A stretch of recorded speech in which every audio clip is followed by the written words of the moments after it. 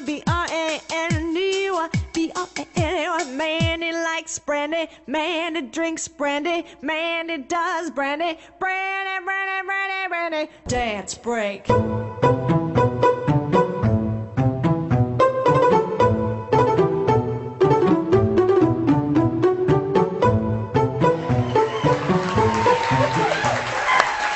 Well, yeah, we're back. Settle down, you psychos. We're back. This is great. You don't know this at home, at home, but this is about the third time we've tried this. The lights have been going on and off. How many talk shows do that? Nobody. It's groundbreaking, ladies and gentlemen. What we do is groundbreaking, huh? Yes. Did you say something? Ooh. It's scary. That was the lampshades. We just saw the lampshades. We just saw the lampshades. And now, if you're in the LA area, if you ever visit in the LA area, you can see this the first Saturday of each month. Yes. And to get information on the location, which it is at. It's at IO West. IO West. On Hollywood Boulevard. There you go. And if you need to mark that down, go to thelampshades.com. That'll have all sorts of information for you. You got to go check it out. You have anything to add to that? I think it's great.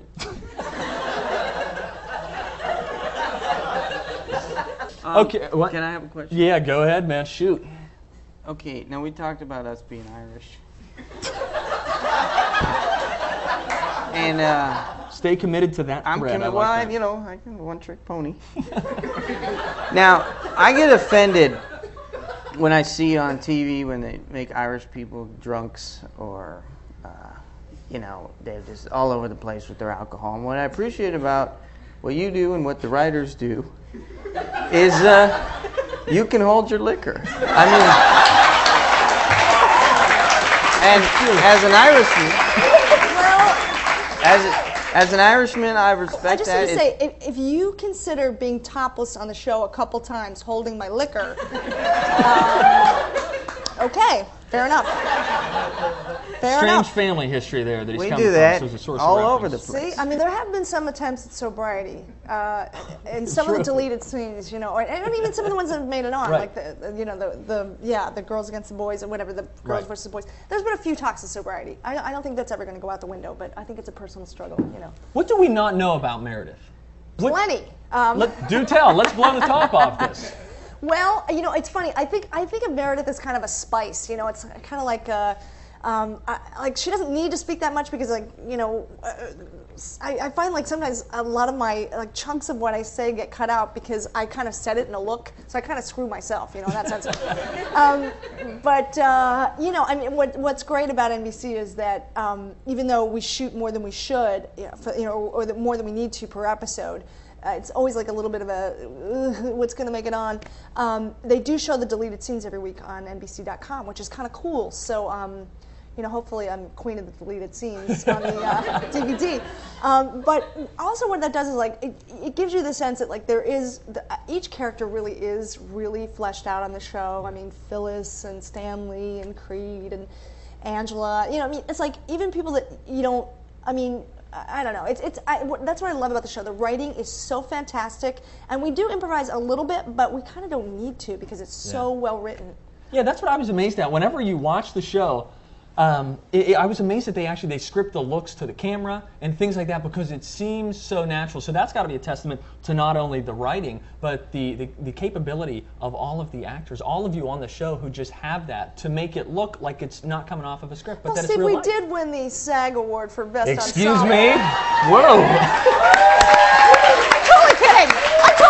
I'm totally kidding. I mean, we did, but I'm totally kidding. I mean, no, are you kidding? I'm one of the luckiest people in the world. I mean, this is such a great gig. I can't tell you. And what I love about our show is that it doesn't treat the audience like they're idiots. I mean, it's so hard to go back and watch a rerun of Friends. I mean, for me anyway, it's just like, it's really like, it's a step back. I mean, our show is really pushing the envelope, and it's just, it's like, I don't think we can go back to being like hit over the head with a storyline or who you're supposed to like or who you're supposed to understand. I mean, it's like people get what they get, who they get. The way that the laughs are sort of set up on the show is not very traditional. You can watch it.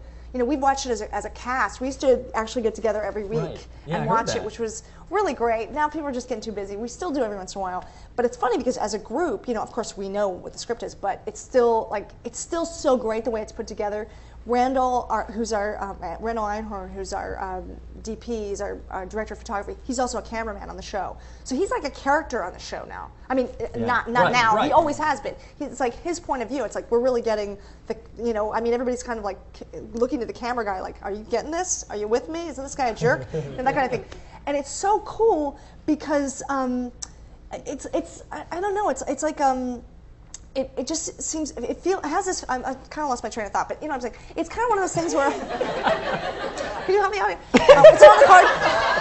I love it. But it's kind of one of those things where it's like, when as a group we watch, I'm back on track, as a group we watch, and we will like laugh over the next laugh. Right. And then when you watch, I think that's why people enjoy watching it again and again, because you do like find yourself sort of stepping on the next thing when you laugh out loud at the show. Yeah. And then when you watch it again, maybe something else will make you laugh because you already expect that thing. It's kind of cool. Yeah, I had a chance, a little while back we talked with Bob Schaefer, who plays Bob Vance Refrigeration. And I was surprised because when we were talking to him, coincidentally it was after the interview, it would have been great to have on tape. At any rate, this is one that I just kind of hold right here. But it was funny because he said that on Thursday nights, he watches the show alone and has no idea if what he did is going to be in the show. We had talked to him right before the episode where he and Phyllis got married, and he said he was just going to be on pins and needles that Thursday night. It is a strange phenomenon, but I tell you, I mean, I feel like this is such a great thing to be a part of, and as long as I mean, none of that stuff is personal because it's such a, obviously they wouldn't have us on the show still if they thought they didn't like what was happening. It's like, you get the tap on the shoulder, excuse me, this way, get out. But it's actually, it keeps it much more interesting for us too, and I even think for the writers, because they're not even sure what exactly is going to make it, what's really going to gel. Yeah. And I know sometimes the network they want more Steve, and sometimes we fall. Yeah. Who is this Steve guy? Oh, come on. Is he background? Who is he? He was in 40-Year-Old Virgin. Remember? No. Oh, that guy. Yes. He's great. Can I ask a question? Is it on the card? No. Okay. I watch this show faithfully with my wife. If she's still married to me. There she is, holding the card. She hasn't given up. Thank you. We watch the show every Thursday, twice in a row. The first time is kind of a test run, and the second time is to see if we missed anything with Jim and Pam, if they actually did get together, and then after that is about another half hour of a counseling session where I tell her that someday they will get together. So, will they get together?